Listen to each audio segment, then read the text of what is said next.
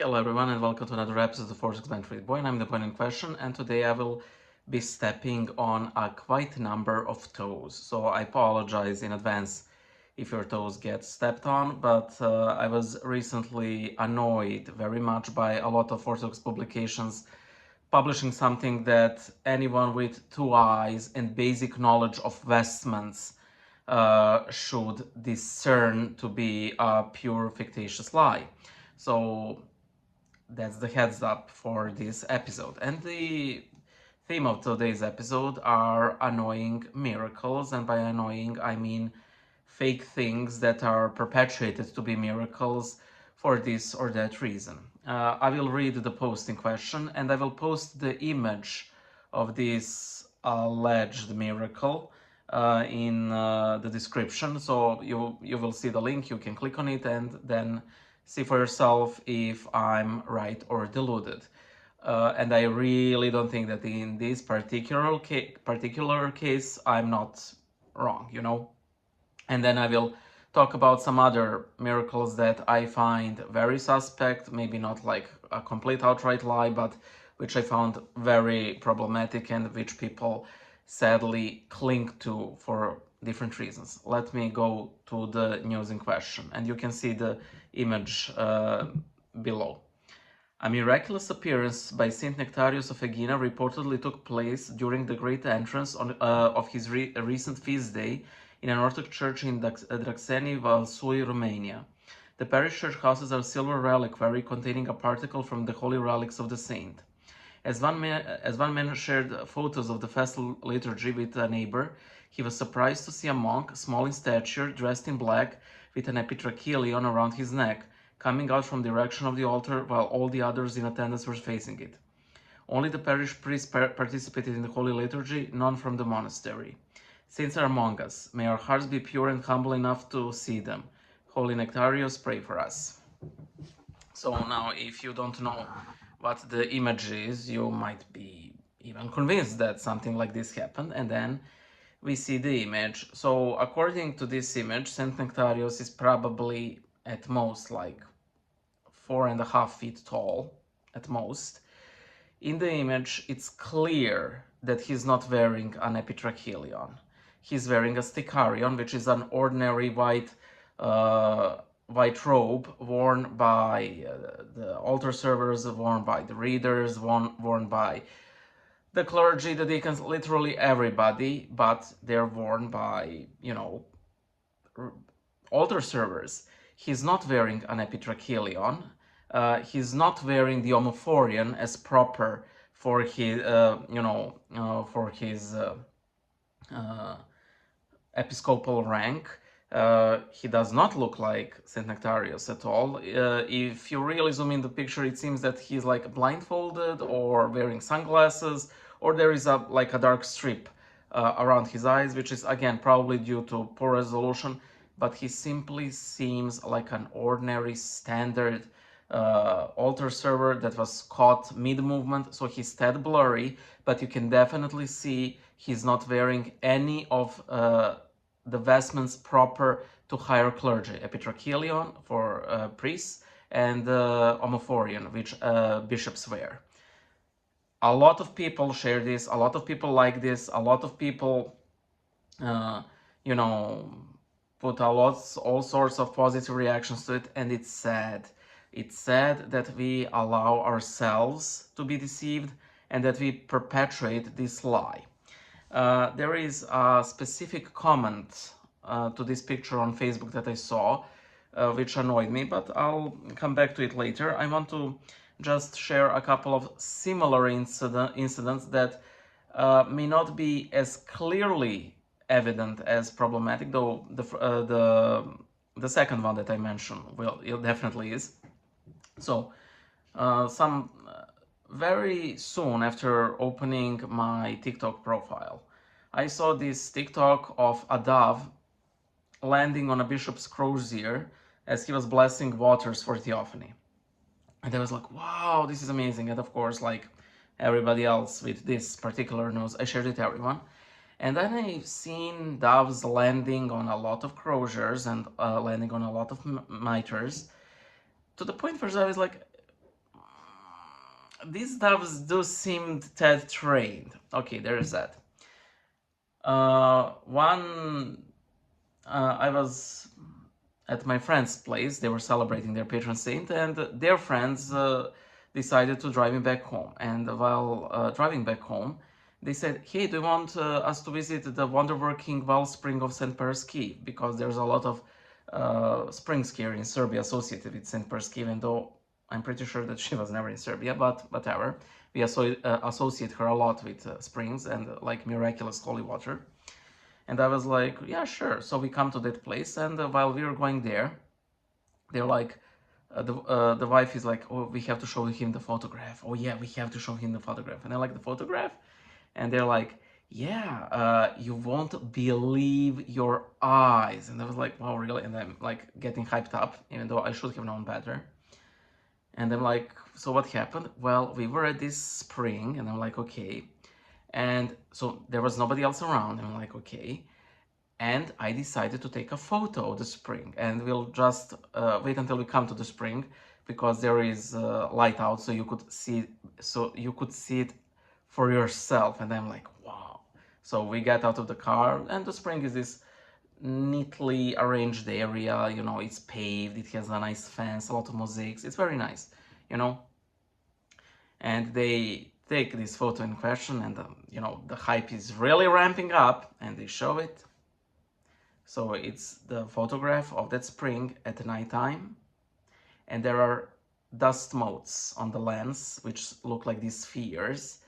So for somebody who's that gullible, they might think that these are like angels or something, and I'm like,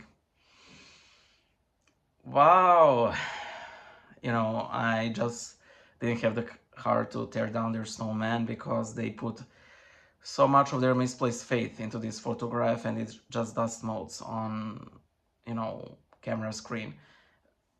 If you will simply Google dust motes on nighttime camera, that's what you will see. The exact same photo, maybe of different things, but that's what it is. While I was still sort of, you know, while I was still in my convert phase, I had some interactions with old calendarist schismatics, and a similar thing. So they claimed that there were these two Hierophant monks on Mount Athos who served a mass because they like converted to Catholicism or something like that. And the next time, by the way, I'm pulling this out of my little brain, as we call it. Like I really can't remember the story how it goes. But the fact of the matter is, they were struck dead by the Lord because of their apostasy. Because their bodies were so horrific to look at, they were denied a Christian burial, and the monks decided to bury them in a cave. At one point, somebody took a photo of these corpses. I can't remember, but I think that they were supposedly so scary to look at, these two corpses, that they would strike people dead with fear. And, you know, again, there was a photo of this, this book. Man, I don't know what they were going for, you know, but it was just picture of these two figures. They don't look like photographs. They don't look like drawings. It's my opinion that somebody like tried to draw them, and then sort of it somewhere got lost in the translation that it was the photograph that was so scary, but it's clearly not a photograph. Do you know how Rasputin looks in Anastasia, like with his like wild hair? That's the drawing, and like the have bulging eyes, but the picture is so ridiculously not a photograph. And you know, if they looked scary, if that episode even happened at all, maybe they did look scary, but they definitely did not look on that picture, which was, you know, presented everywhere. I've encountered it as a photograph of these two men, you know. And yeah, so another one which I'm really, actually the two that I'm not really a big fan of, is like there is this photograph of, you know, monks receiving the Antidoran in one of the Atonite monasteries, and there is this sort of like black shape that is sort of human shaped, like, and you know, nobody could remember that person attending, and that must be the most holy Theotokos. And I'm like, it's just a shape, you know. Maybe some monk, you know, like bowed his head or something, and you got that shape, you know. There's that one, and there's also like a photograph of some Greek elder. He was canonized, I believe, recently. And this is not, you know, this isn't a jab against the saint, but supposedly somebody was late for his funeral, and that person wanted to take a picture of their, you know, of that saint's cell. And when the photograph was developed, there was the saint in, like, simply standing there, even though he wasn't present. Uh, None of the photographs have any like date on them, you know, and you know, you simply have to take some random person's word for it, and it just as easily can be a photograph of that saint taken while he was alive, you know. So I will return to that annoying comment which I saw in the original post about Saint Nectarios. And one of the reasons why this news annoyed me so much, because like every Orthodox, I love Saint Nectarios, and I've experienced what I believe is a miracle by him. And to so cheapen, you know, but this clear image of a child helping during the liturgy, you know, it does us a great disservice. So somebody in that original post where this was posted on Facebook said, guys, don't believe this is clearly fake. And a lot of people were like, what are you saying, how dare you know. And somebody even wrote a longer comment along the lines of, what are you exactly protecting us from? I mean, even if it's fake, where's the harm? I mean, it's showing the reality that saints are among us. Che?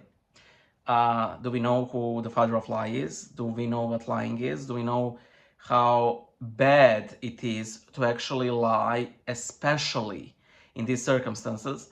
Because you know what this will cause? When this gets exposed, and it's again clearly apparent, this can endanger people's faith. And who gets blamed for endangering people's faith? People who are telling the truth, and not people perpetuating the lie. You know, whoever, you know, initially claimed that this is Saint Nectarios with, at the age of 4, appearing during the Divine Liturgy, you know. It's always shooting the messenger, you know. And by the way, when I mentioned those doves landing on croziers, to be fair, I don't know if the people, like the clergy involved, claimed it was a miracle, but it's like, you shouldn't do such theatrical shenanigans to begin with, because at best it's very cringy, and at worst it's deceitful, and once it gets exposed, it can endanger people's faith.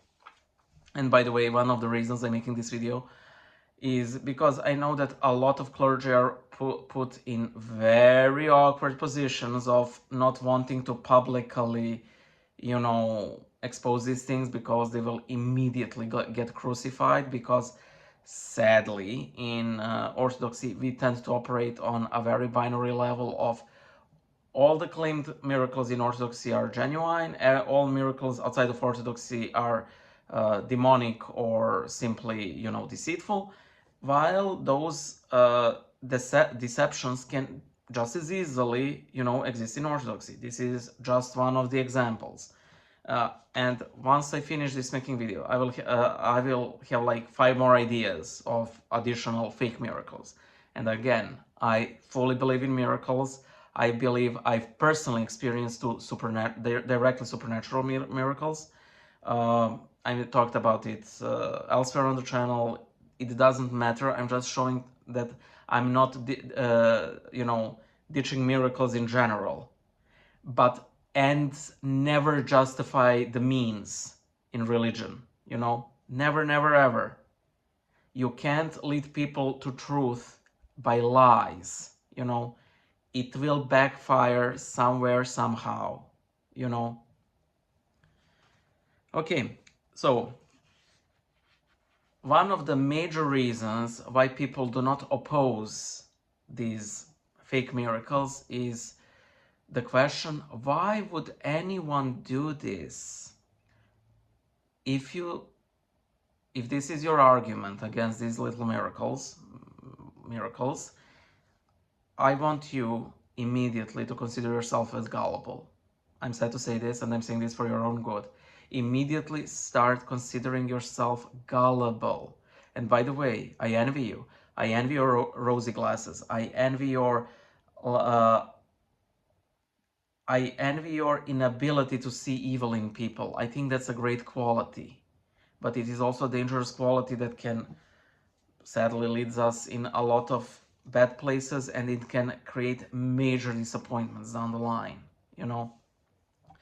I once watched this documentary called The Finger of God. It dealt with miracles. Most of these were miracles from, you know, the Pentecostal tradition. There are two major things that annoyed me a lot about this documentary. The first one was that, like, it accepts all of the miracles of, like, Pentecostal churches, but when the guy goes to Notre Dame in France, he's like, but the greatest miracle there is the little donation box that helps the poor. And yes, it's true, but but for all the Pentecostal miracles, yeah, supernatural, wow. One of the very first miracles that the guy reports on, completely uncritically, is a pastor who during prayer is supposedly covered in gold dust and jewels appear on the ground around him. And his biggest argument for that miracle is, why would anyone do this, you know, to deceive people? I'm sorry to tear down your snowman, but there are a lot of reasons why people would do this. Okay, are you ready? Money. Miracles attract people, miracles attract donations. That is why there are a lot of, you know, deceptions and scams regarding, like, surgeries, health claims, and so on. People want money, and they want a lot of it. You know, if you're a supposed wonder worker, people will flock to you, you know. That's one. The second is people like attention, you know, and and it might not be even like attention directly on themselves, but they like to see the influence their claim causes. They like the ripples. That is why, like, in the 90s and early 2000s, you had these chain mails. I don't know, a lot of you younger people probably don't know about them, but you would get an email from a random person, and it would be like, forward this to as many email addresses as possible, and this good thing will happen to you, or this bad thing will happen to you if you don't. Why would people do this? Well, outside of, like, scouring email addresses, you know, it's nice to see that something you have done, the initial mail, to see how long it would live outside you, like sending a rocket into space, and you're like, except it's not a rocket, it's a perpetuating email. You know, I remember a friend sending me an email like, um, uh, if you forward this email, AOL and Netscape will donate 5 cents for these baby's facial injuries. And there was attached a picture of a baby with attached injuries to her face. And I'm like, Anna, I'm sorry to say this, I'm pretty sure that both of these companies are long defunct. And if this baby is still a baby today, I think that she has a far greater problem than a couple of burns on her face. So yeah.